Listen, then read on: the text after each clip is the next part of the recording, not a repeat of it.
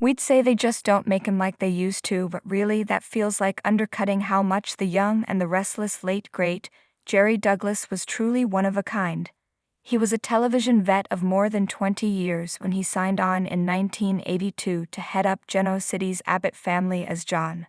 He was the third actor to tackle the role, but once Young and Restless found Douglas, it was all over.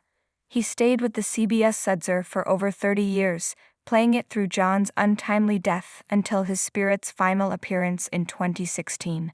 And in a world where it seems like bad guys get all the fame, that was no small feat for one of the good ones like John. Yes, he had his share of romantic entanglements that drove his family crazy, and there was that feud with Victor, but John's moral compass remained so strong that even after his untimely death in 2006, he stuck around for another decade, as a ghost intent on guiding his wayward family to do what was right. And that's a true testament to how much Douglas and John were beloved. Young and Restless isn't one of the more fantastical daytime shows out there. They have their share of wild stories, but for the most part, it's pretty decently grounded. So to spend 10 years as a ghost meant death or not, John was too important to lose. Even after trying Douglas out in a new role as lookalike actor Alistair Wallingford in 2008. As Laura Lee Bell Christine wrote on Instagram, "We all loved Jerry so much. At times he felt like a father figure, maybe because we all wanted John Abbott as our father, and sometimes he'd remind me of my dad, but more often with all the events we've had, filled with laughs.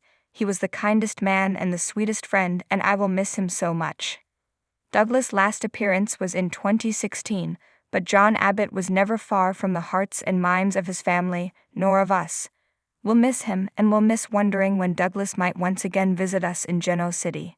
Soaps, as every fan knows, have a tendency to flip through both characters and actors on a fairly regular basis. People join shows and leave, characters pop up only to be killed off.